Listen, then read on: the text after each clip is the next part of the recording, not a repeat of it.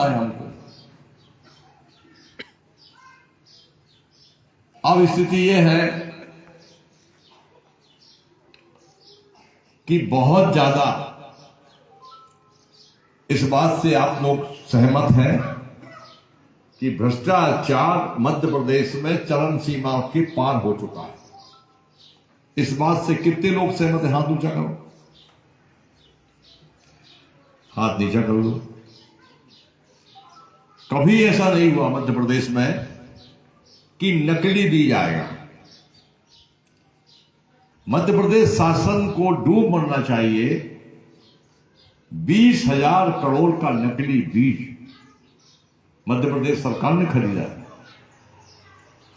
और 200 करोड़ की लाट आते गए। आखिरी में एक डायरेक्टर बदल गया, अभी वो कमिश्नर है। उसने हमको फोन किया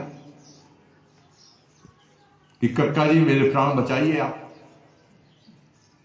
डायरेक्टर एग्रीकल्चर, आईएएस होता है आजकल। मैंने कहा भैया तू तो आईएएस है, तेरे प्राण कौन खन ले रहा है? फिर मैं बहुत संकट में हूं, 3 दिन से सो नहीं पा रहा। बताओ। उन्होंने कहा कि हजारों करोड़ का नकली बीज सरकार खरीद रही है, किसान मर जाएगा। अभी 200 करोड़ का बीज जो लाट आया है, इस बीज का ऊपर से दबाव है मंत्री जी का कि इसका भुगतान करो, पैसे दो। तो हम कहा तुमने क्या कहा? मैंने कहा ये विष है, मैं अकेला विषपान क्यों करूं? भैया मंत्री जी भी दस्तखत करें कि इस नॉन सर्टिफाइड बीज का भुगतान किया जाए, ऐसा लिखे। प्रिंसिपल सेक्रेटरी लिखे कि नॉन सर्टिफाइड बीज का भुगतान करें। उसके बाद में फिर सेक्रेटरी लिखे, मैं हूं डायरेक्टर, मेरे पास आएगा तो मैं भी दस्तखत कर दूंगा, भैया दे दो। ऊपर के लोग कह रहे हैं, ऊपर से फोन करते हैं कि भुगतान तुम करो, वो लिख के नहीं दे रहे। तो बोले आप मुझे खा जाओगे, मैं अभी अभी आया हूं। इसके पहले की डायरेक्टर ये नकली बीज का भुगतान कर चुके। हमने कंप्लेंट लगा दी तो 200 करोड़ का नकली बीज रुक गया। तो ये कभी नहीं हुआ मध्य प्रदेश में कि नकली बीज, नकली खाद, नकली कीटनाशक। आज से 12 साल पहले की बात है, मनमोहन सिंह, ध्यान से सुन रहे हैं आप। टोपी बड़ी सुंदर लग रही है आप, दूल्हा दिखा रहे बात। पूरी बस का व्यवस्था मनमोहन सिंह जी के बस का काम। तो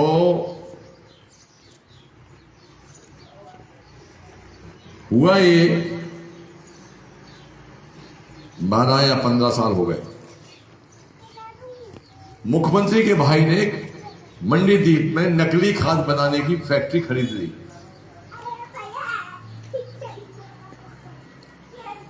तो मैंने शिवराज से कहा कि तुम्हारे भाई ने नकली खाद की फैक्ट्री खरीदी मंडीदीप में, आपको शर्म आना चाहिए।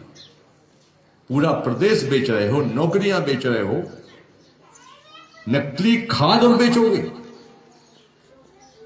90,000 आदिवासी लड़कियां मध्य प्रदेश से बेची गई हैं, मानव तस्करी हुई आदिवासियों की।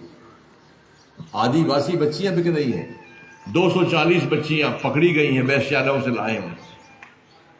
आदमी बेच रहे हो, अब क्या और बचा है बेचने हो? बंद कराओ इसको। मैं भाई साहब देखता हूं वो बंद नहीं हुई। भैया मुख्यमंत्री है, कौन की हैसियत पकड़ेगा? कृषि को चौपट कर दिया, आत्महत्या 4 गुनी हो गई, किसान 3 गुना कर्जदार हो गया। लाडली बहनें विधवा हो रही हैं, 5 लाख किसान मर चुका अभी तक फांसी लगा के। तो लाडली बहना को 1,000 रुपए का लालच तो दे रहा है, पर सुहाग की रक्षा नहीं कर पा रहा।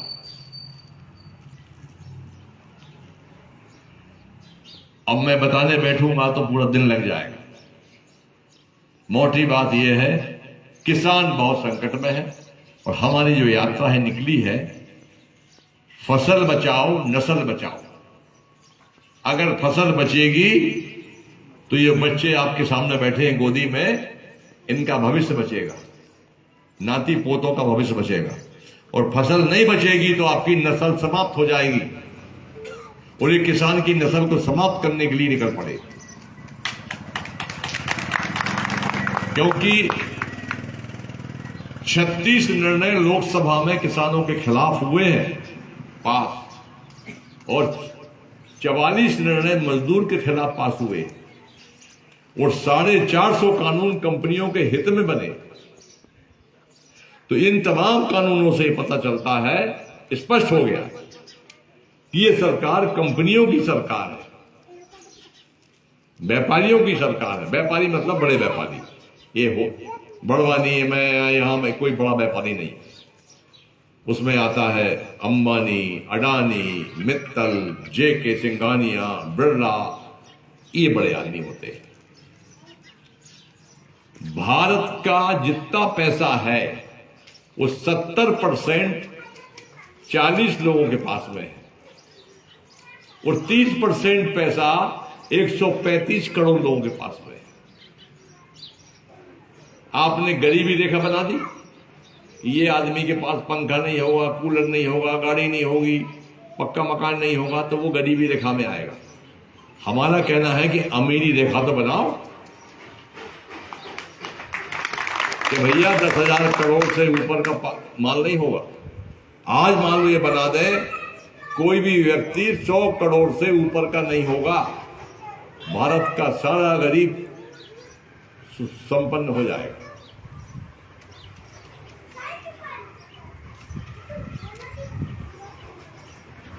जमीनों में घपले हैं, आदिवासियों की जमीनों को नामांकन हो गया है किसी के नाम पर, उसको पता ही नहीं है। अगर एक गांव था उसमें कहीं 60 एकड़ जमीन मेरी सरकारी पार्टी के दबंगों ने अपने नाम पे करा ली, उसको पता ही नहीं। गूगल मैपिंग में फ्रॉड चल रहा है, कहीं जमीन यहां दिखाते, कहीं जमीन वहां दिखाते। तो हर क्षेत्र में 16 लाख राजस्व के प्रकरण हमारे बकाया है। तो सारे प्रकरणों के बाद ये पता चला कि ये सरकार किसान मजदूर विरोधी है, कंपनियों की हितैषी है। आखिरी बात, पूरे देश का बजट है, पूरे देश का खर्चा हमारा 30 लाख हजार करोड़ का है। कितने का है जी? हाँ जी, ये यात्री बता रहे हैं, आप तो बताओ कुछ। इतने तो सुन भी मैं नहीं लगा पाऊंगा कि 30 लाख हजार करोड़ में कितने सुन आते। तो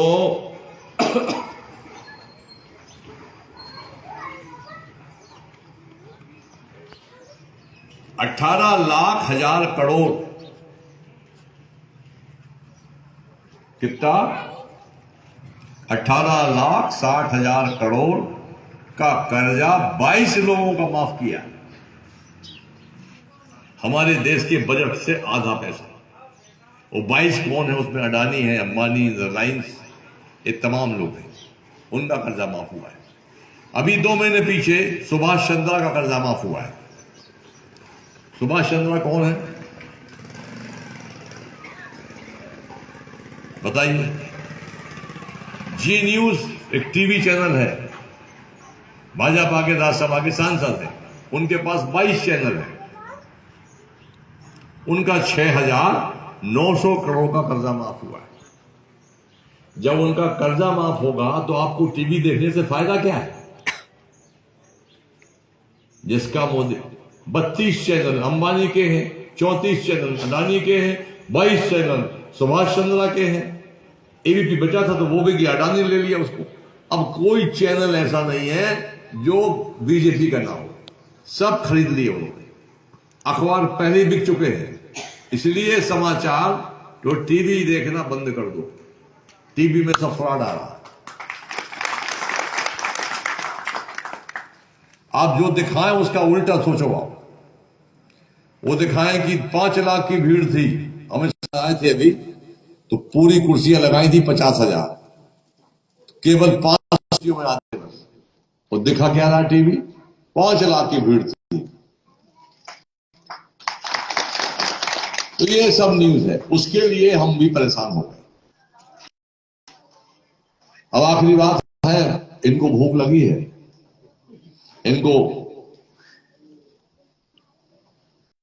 ये आ भी गया भोजन का मामला, पकड़ लो भैया कहना। तो